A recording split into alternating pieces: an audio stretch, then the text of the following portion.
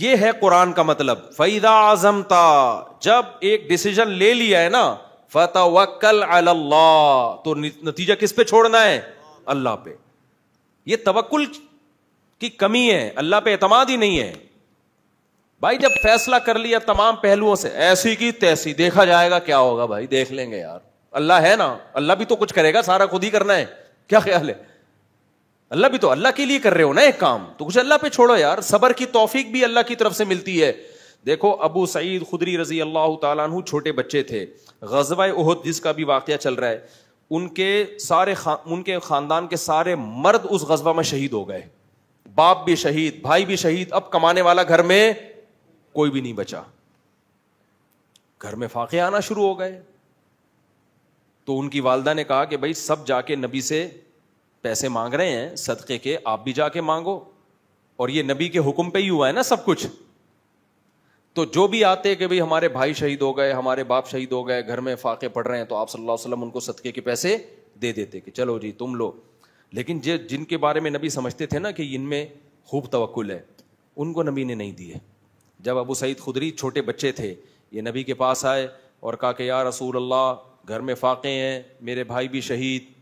یار دیکھو, جس لیڈر کے کہنے پہ شہید ہوئے ہیں, اگر آج کسی کے کہنے پر آپ کا باپ, آپ کا بھائی شہید ہو جائے اور آپ اس کے پاس جاؤ اور پیسے مانگو, اور وہ جواب میں یہ کہے جو نبی نے کہا, میں یتصبر یصبرہ اللہ, جو اللہ سے صبر مانگتا ہے اللہ اس کو صبر دیتا ہے. میں یستعفف یعفہ اللہ, جو مخلوق کے سامنے ہاتھ نہیں پھیلانا چاہتا, یعنی میں بھی اللہ کی مخلوق ہوں, جو چاہتا ہے کہ میرے ہاتھ صرف اللہ کے سامنے اٹھیں تو اللہ اس کا خیال کرتا ہے, وہ مخلوق کے سامنے اس کو ہاتھ پھیلانے نہیں دیتا. یہ نہیں کہا کہ مت مانگو, صاف منع نہیں کیا, اشارہ کر دیا کہ ابو سعید تم پہ یہ چیز سوٹ نہیں کرتی, تم تو اونچے خاندان کے ہو, تمہارے اندر توکل ہے. دیکھو کیا نبوت کی, یعنی آپ صلی اللہ علیہ وسلم کی تربیت کا انداز دیکھو نا. آپ یہ بھی تو کہہ سکتے تھے کہ اے ابو سعید مجھ سے مت مانگو, یہ بھی نہیں کہا, کیونکہ بہت بڑی آزمائش ہو جاتی پھر ابو سعید کے لیے کہ بھئی نبی نے صاف منع کر دیا ہے. اصول ضابطہ بیان کر دیا, اس کے بعد مطلب اب اگر مانگنا چاہتے ہو تو میں تمہیں دے دوں گا. اصول ضابطے میں اشارہ کر دیا کہ مجھے تمہارا مانگنا پسند نہیں آیا. مانگ بھی کس سے رہے؟ نبی سے بھائی, لیکن ہے تو مخلوق نا, تو نبی سے مانگنے کو بھی نبی پسند نہیں کر رہے. بھائی کس سے مانگو؟ اور ابو سعید خدری کا ایمان کا لیول دیکھو آپ. میں کہتا ہوں آج میرا کوئی لیڈر ہو جس کے لیے میں اپنا سب کچھ کٹا دوں, اور میں دیکھ رہا ہوں کہ وہ سب کو پیسے بھی دے رہا ہے اور مجھے ٹکا, یعنی یوں ہمارے لحاظ سے وہ ٹکا سا جواب, ہم کم ظرف لوگ ہیں نا, ہمارے لحاظ سے وہ ہمیں جواب دے دے اور کہے کہ صبر کرو اللہ کھلائے گا, صبر کرو اللہ پلائے گا, تو میرے کیا جذبات ہوں گے؟ میں کہوں گا جاؤ بھائی, آج سے آپ کی جماعت کو ہم نے چھوڑ دیا. سب کو دے رہے ہو, قربانی ہمارے گھر والوں نے سب سے زیادہ دی ہے, فاقے پڑ رہے ہیں, میری ایک ماں وہ بیوہ ہو گئی اور ہم یتیم ہو گئے, باپ بھی شہید, بھائی بھی شہید, کوئی بچا نہیں ہے, اور ہمیں مشورے اللہ سے مانگو, اللہ سے ہوتا ہے, اور ان کو بھی دے دیا, ان کو بھی دے دیا. لیکن ابو سعید خدری کا حوصلہ دیکھو یار, قربانیاں دے کے یہ حوصلہ, اور ایسے خدا کی قسم یہ نبوت کے نبی صلی اللہ علیہ وسلم کے نبی ہونے کی بہت بڑی دلیل ہے. یہ 100% کسی کی نبوت پہ یقین ہوتا ہے نا, تو پھر انسان اس موقع پر نصیحت پر عمل کرتا ہے کہ یہ جو کہہ رہے ہیں اپنی طرف سے نہیں بلکہ اللہ کی طرف سے. اتنی قربانیاں دینے کے بعد آپ مجھے بتاؤ, میں آپ سے قربانیاں دلواؤں اپنے کسی ویژن کا حصہ بنا کے, اور میں لوگوں کو پھر پیسے بھی بانٹ رہا ہوں, آپ میرے پاس آؤ, آپ کو میں صبر کی تلقین کروں, کیا گزرے گی آپ کے دل پہ نا, قیامت گزرے گی. لیکن ابو سعید خدری 10 سال کے تھے غالباً, جب وہ آئے تو نبی نے فرمایا میں استعفف یعفہ اللہ, جو صرف اللہ کے سامنے ہاتھ پھیلانا چاہتا ہے کہ اپنے دامن کو, استعفاف کا مطلب اپنے دامن کو داغدار ہونے سے بچانا. الفاظ بھی دیکھو, پاک دامن کو عفیف کہتے ہیں. پاک دامن کا مطلب کیا بھائی؟ ہاتھ پھیلا لیا تو دامن کیا ہو گیا؟ داغدار.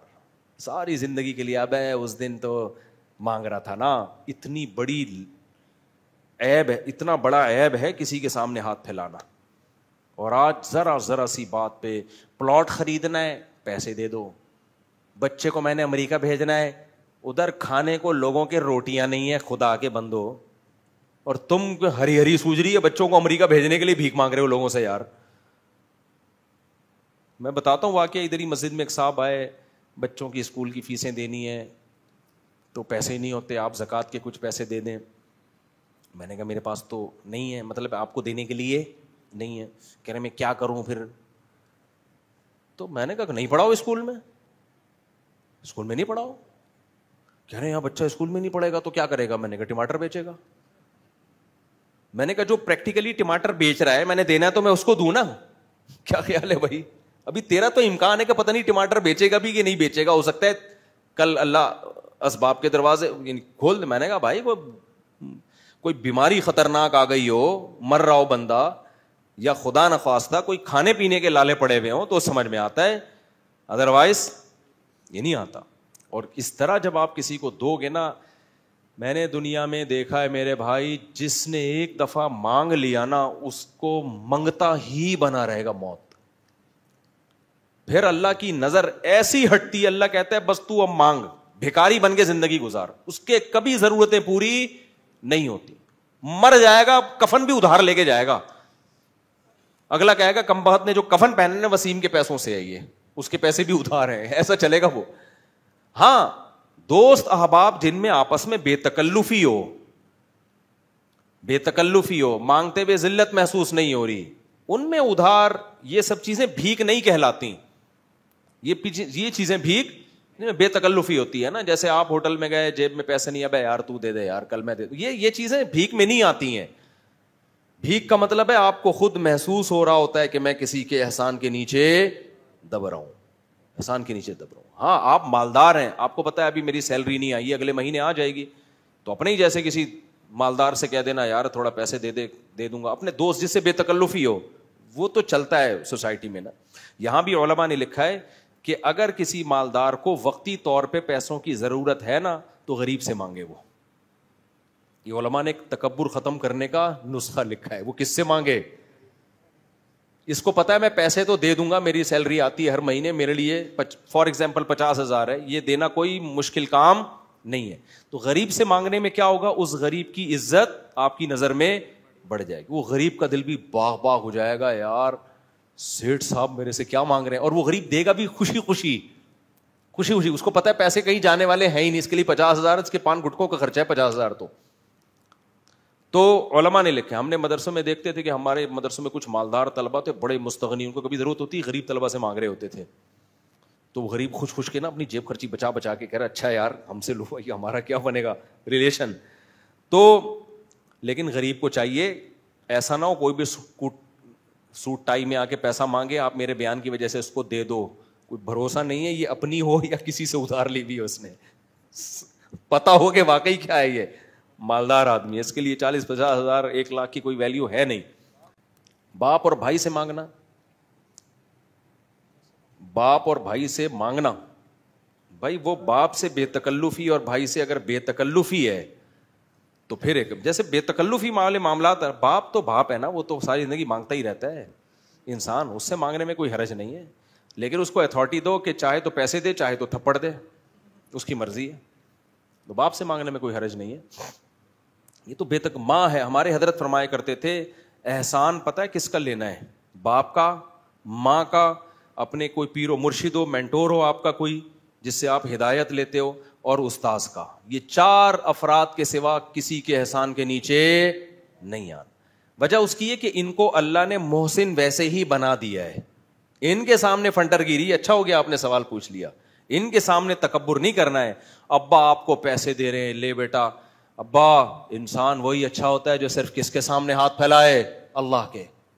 باپ کہے گا کمبخت 25 سال کا ہو گیا, میرے ٹکڑوں پہ ہی پلا ہے تو, 1 روپے بھی تو نے اپنی جیب سے تعلیم میری, پراٹھے صبح میرے پیسوں سے کھاتا ہے, گیس بجلی کا, اور آج میں تجھے کہہ رہا ہوں یہ لے بائک خرید لے. کہہ رہے ابا مفتی صاحب نے بیان میں کہا ہے کہ جو مخلوق کا محتاج ہوتا ہے نا ساری زندگی اللہ اس کو مخلوق کے در کا محتاج بنا دیتے ہیں. تو ابا سے ایسا کہو گے نا تو پھر ابا کی طرف سے کیا آنا چاہیے, چپیڑ. تو باپ ہو گئی, ماں سے تو ہم تو اتنا مانگتے تھے اپنی اماں سے, بھائی ہمارے ابا جب چپیڑ لگاتے تو اماں کے پاس چلے جاتے تھے. تو اماں ابا کا معاملہ اور ہے, لیکن اتنا نہ مانگو کہ وہ ان کو پتلون بیچنی پڑے اپنی بازار میں جا کے. بعض اولاد تنگ کرتی ہے نا.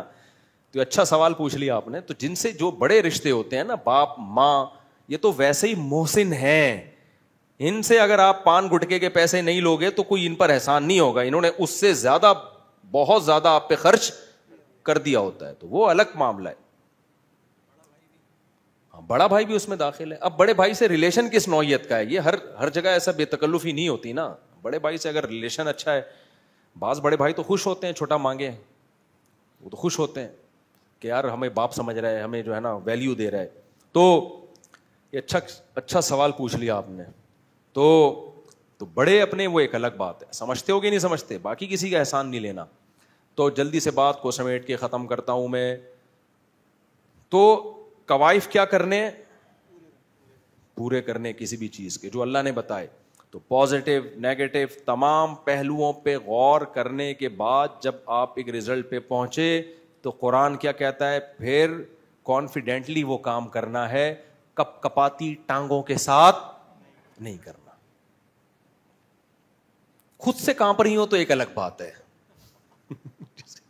دوسری میں بعض دفعہ وہ چاہ نہیں روتے کہ کانپیں, لیکن وہ کانپیں خود بخود ٹانگ رہی ہوتی ہیں. ایسے بھی ہوتے ہیں وہ کانفیڈنٹلی کر رہے ہوتے ہیں, لیکن دولہا مجھے لگ رہا ہوتا ہے گھبرا رہا ہے, لیکن وہ کہتا ہے ایسی کی تیسی, کہہ تو رہا ہوتا ہے, باقی ایسے لوگوں بھی اللہ ہمت دے دیتے ہیں.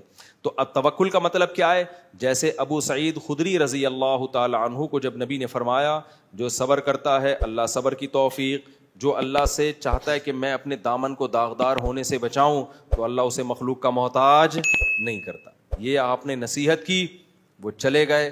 کہتے ہیں پوری زندگی ابو سعید خدری رضی اللہ عنہ نے کسی کے سامنے ہاتھ نہیں پھیلایا, اور ایسی زندگی گزاری, اللہ نے بہت دولت دی, پھر آپ کو بہت دولت سے نوازا آپ کو. یہاں تک کہ جب موت کا وقت تھا نا تو نبی صلی اللہ علیہ وسلم عیادت کے لیے گئے, زندگی جہاد میں گزری ان کی. انہوں نے کہا یا رسول اللہ میرے پاس بہت دولت ہے, اب میں دنیا سے جانے والا ہوں, میں چاہتا ہوں ساری دولت صدقہ کر دوں. کتنی دولت تھی؟ آپ نے فرمایا نا, فتح مکہ کے بعد کا واقعہ ہے, سعد ابن ابی وقاص کا واقعہ ہے یہ. فرمایا نہیں, اپنے وارثوں کے لیے بھی چھوڑ کے جاؤ. فرمایا کہ یا رسول اللہ پھر میں چاہتا ہوں 2/3 صدقہ کر دوں, 1/3 وارثوں کے لیے. فرمایا نہیں, اور زیادہ چھوڑو. پھر انہوں نے کہا ٹھیک ہے 2/3 وارثوں کے لیے, 1/3 صدقہ. پھر آپ نے فرمایا ٹھیک ہے 1/3 صدقہ, لیکن 1/3 بھی بہت زیادہ ہے, یعنی وارثوں کے. پھر آپ نے فرمایا تم اپنے وارثوں کو لوگوں کے سامنے ایسے چھوڑو غریب کہ وہ لوگوں کے سامنے ہاتھ پھیلاتے پھریں. دیکھو کیسی زبردست تعلیمات ہے شریعت کی. تو بھائی آپ پہلے اپنے کوائف پورے کریں, اولاد کو اپنے پاؤں پہ کھڑا کرنے کے, اس کو آپ ایک تعلیم اچھی دیں, اگر گنجائش ہے تعلیم اچھی دیں, اس کے لیے وراثت کا بھی انتظام کریں, چھوڑ کے جائیں. تو نبی نے فرمایا تم اپنی اولاد کو لوگوں کے سامنے ایسے چھوڑ کے جاؤ کہ ننگے پاؤں ننگے سر پھریں اور لوگوں کے سامنے بھیک مانگیں. اس سے بہتر نہیں ہے کہ ان کو تم اتنا مال دے کے جاؤ کہ استغنا کے ساتھ زندگی گزاریں. تو یہاں چونکہ جائز سبب ہے تو جائز سبب اختیار کیا جائے گا, وہاں سبب اختیار کیے بغیر اللہ پہ توکل کرنا یہ شریعت کی تعلیمات نہیں ہے. سمجھ میں نہیں آ رہی میرا خیال ہے یار, اتنی خوبصورت تعلیمات ہیں اسلام کی. لیکن پھر آپ نے کیا فرمایا, فرمایا تم یہ جو سمجھ رہے ہو نا ابھی میں مرنے والا ہوں اور ابھی وراثت, تو اصول تو بتا دیا کہ 1/3 بھی بہت زیادہ ہے, لیکن چلو تم چاہتے ہو 1/3 صدقہ کر دو تو ٹھیک ہے.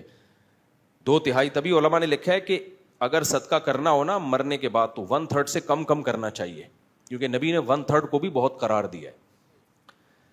پھر آپ نے فرمایا لیکن مجھے ایسا لگتا ہے, یعنی آپ نے فرمایا کہ لعل اللہ ینتفع بک قوم ویضر بک آخرون, اللہ سے مجھے امید ہے ابھی اللہ تمہارے ذریعے بہت سے لوگوں کو فائدہ دے گا اور بہت سو کو بہت نقصان پہنچائے گا تمہارے ذریعے. کیا مطلب, تم مرو گے نہیں, ابھی تمہیں اور زندگی ملے گی, شفا ملے گی, اس کے بعد تم میدان جہاد میں لڑو گے جس سے مسلمانوں کو فائدہ ہوگا اور اسلام دشمنوں کو نقصان. ابھی اللہ نے تمہیں بہت سے لوگوں کو مارنے کے لیے رکھا ہوا ہے اور بہت سے لوگوں کو بچانے کے لیے رکھا. پھر وہی ہوا, وہ ٹھیک ہو گئے, حالانکہ وہ نا امید ہو گئے تھے اپنی زندگی سے. تو علماء نے اس حدیث کو بھی نبی کے معجزات میں شمار کیا ہے کہ کوئی امید نہیں تھی بچنے کی, وہ تو وصیتیں کر رہے تھے, اور نبی نے فرمایا کہ اللہ سے امید ہے ابھی تمہیں زندگی ملے گی. تو استغنا کا یہ فائدہ ہوا, سمجھ رہے ہو. تو اس لیے توکل کا مطلب کیا ہے بھائی؟ اللہ پہ اعتماد کرو گے تو اپنے آپ کو اللہ کے حوالے کر دو گے, جو ہوگا دیکھا جائے گا. ہم کوئی اکیلے تھوڑی ملحد تھوڑی ہے کہ بندر سے انسان بنے, بس اتفاق سے ہو گیا تو سب کچھ اتفاق سے ہوتا رہے گا. اوپر ہمارا رب بیٹھا ہوا ہے, وہ ساری سچویشن کو دیکھ رہا ہے. اس نے شادی کی ہے, اس نے زنا بولو نہیں کیا, سالے اس کو جو کوٹ رہے ہیں یہ اللہ دیکھ رہا ہے, کٹتا ہوا بھی دیکھ رہا ہے, پٹتا ہوا بھی دیکھ رہا ہے, گریبان کھول کے بھاگتا ہوا بھی دیکھ رہا ہے. تو وہ رب تھوڑی بھولے گا, وہ تمہیں حوصلہ دے گا, وہ تمہیں میرے پاس بھیج دے گا, میں تمہارا حوصلہ اور زیادہ. خیر, تو وَمَن يَتَوَكَّلْ عَلَى اللَّهِ فَهُوَ حَسْبُهُ, اللہ کہتے ہیں جو مجھ پر اعتماد کرتا ہے میں کافی. یا تو اللہ مسائل حل کر دیتا ہے, یا مسائل رہتے لیکن صبر دے دے گا, حوصلہ دے دے گا آپ کو. حوصلہ بھی تو اصل چیز تو حوصلہ ہے نا, وہ برداشت کرنا آسان ہو جائے گا آپ کے لیے.